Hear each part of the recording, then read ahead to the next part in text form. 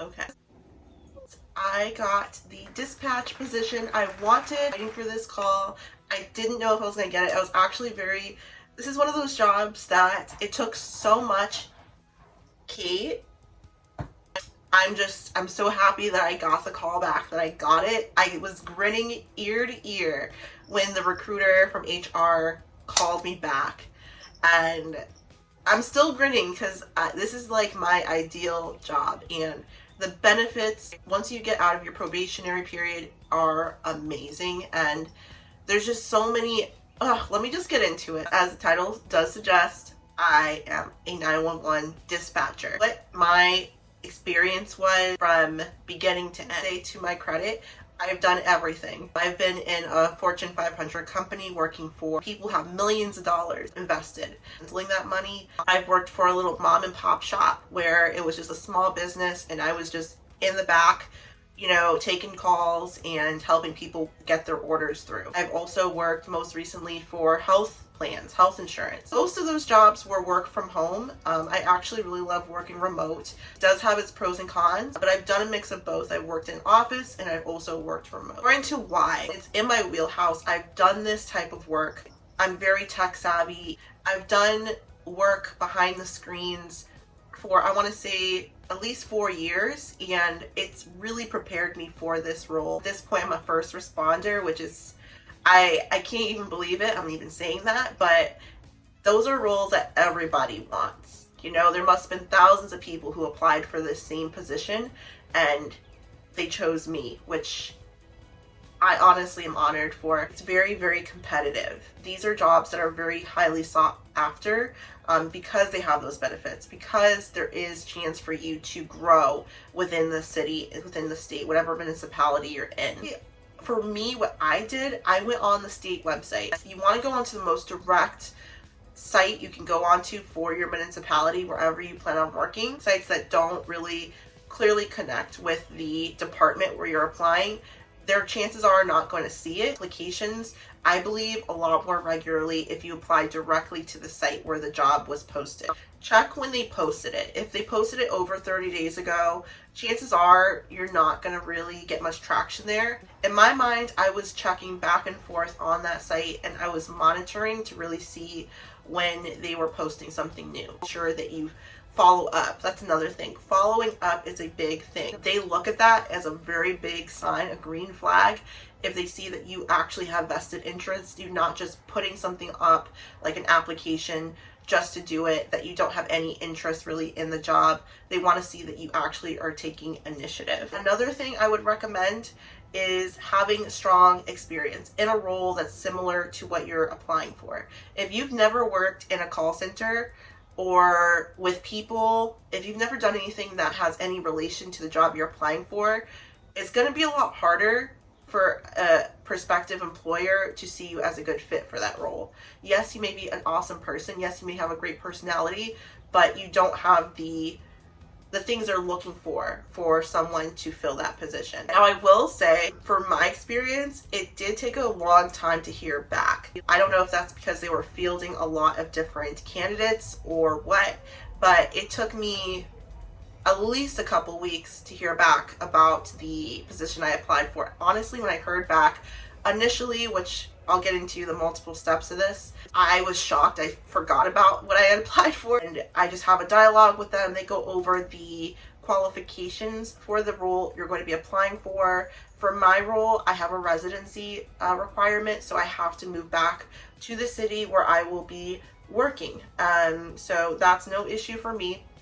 But they do let you know that you have to move back, for my case, within a year, when you let them know if you can or cannot meet the conditions of that role. And I think that's very smart to weed out people who cannot meet those requirements early on. I was moved on to a test. This test was actually very, very hard, very, very detailed, in depth. I think it took me like almost over an hour to complete. I'll be honest, it was not easy. A lot of it was just seeing if you can juggle multiple things, what your decision making would be in certain circumstances. A lot of theoretical scenarios where you had to give the best answer to them. Some audio you had to listen to where you had to give your kind of analysis of a situation. So I did that, and then I sent it back to the recruiter. And again, the dreaded waiting period. I swear, the most painstaking and stressful part of this whole thing was the waiting. I haven't experienced that before, where they kind of wait you out and you have to wait to hear the results of everything. That's what was probably making me the most nervous. I thought I did okay, and then I'm like, I haven't heard back yet. Did I do okay? So I finally heard back another 1 to 2 weeks later about the assessment, and they said that I passed. And the next step after that, I had to go into the dispatch and meet and have an interview, a board interview. And it was very interesting walking in there and seeing how everything is. Another nerve-wracking thing is they sit you down, and basically a requirement, which I failed to mention, once you finish the test at home that they send you, they want you to come in and do the exact same test in front of 3 officials that are just going to watch what you're doing. And another smart thing, they want to make sure that no one's helping you, no one's coaching you. They want to see you typing. They want to see your eyes moving. They want to see you analyzing in person to observe pretty much exactly how they word it. It's your observation, right? Part of the hiring process. Honestly, I've been in call centers before. I've been in very high pressured environments like that. If I hadn't ever, that would have scared the crap out of me, and I probably would have looked very uncomfortable. But thank goodness for that. It was very easy for me. If anything, I did better the second time than I did the first time because I had a little more familiarization with the actual exam. So, and then we move to the next round, which is you have to have a sit down. Basically, that's what I call it. They sit you down, and again, different experiences for different folks who are in dispatch who got hired, but this was my experience. So I sat down. There was 3 people. So there was one person from fire. I think he was like someone from the fire department. I forget his role. There was the person I had been corresponding with, who was the leader of dispatch, and then someone else who worked in police. So 3 officials, pretty high ranking, and they just kind of sat with their arms folded, very much interrogation style, and peppered me with questions, essentially. I'm gonna say it was an interrogation. At the end of it, we were all laughing and it was fine, but it was serious, and I took it very serious. The questions they were asking me, you know, they started off with, you know, why did you want this role? What do you bring to the role? But then it went deeper than that. It was definitely scary at first, but I got into the groove of it. You know, because you would have one person ask you a question, then the next person would ask you a question, then they would follow up with a different question, and then the next person would ask you another question. It went well, and I noticed something. Every time I said something they liked, they jotted it down, and then they kind of nodded their heads in approval. And that's a little tip for you. If you are having them just constantly look at you and they're just kind of like transfixed by you, it doesn't always mean that it's going well. It could mean that they're just not too ecstatic with your responses and they're a little bit lost in the sauce. So it could be a very good thing for you, at least for me it was, if they are nodding their heads and they're jotting down notes with what you're saying. More questions about scenarios. So, and I wasn't expecting this actually. And that's another thing, a pointer if you're going through this, stay calm. That is a major thing you need in this role anyways, is to have a calm head and just take it as it comes and analyze data and just analyze situation. So they gave me some more scenarios.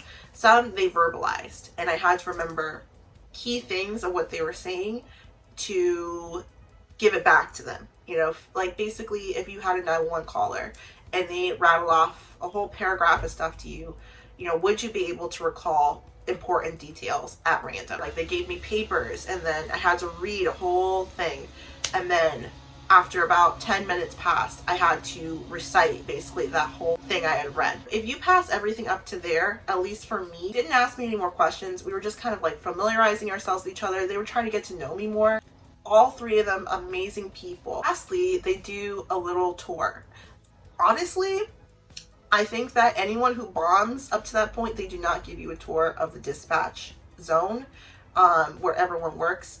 That's just my personal opinion. If they felt like you weren't good enough, I don't think they would waste their time to do that. Awesome. They took me up to, I don't want to describe too much of like the layout, but I toured the little room where everyone works, and oh my God, guys, it is everything that you would imagine. What you see on TV, it doesn't even amount to it. It's like a palpable energy when you're in there. It's very, very interesting. And things have just gotten so technologically advanced. Like the amount of technology that goes into dispatch, it's very, very crazy. You would never think. You can go on to Indeed or Salary or whatever to see what a dispatch salary on average is. My state is Massachusetts, but I will say I am actually getting paid slightly above average. Thank you guys so much for watching. As always, you know the drill. Be well, be safe, and take care, guys. Bye.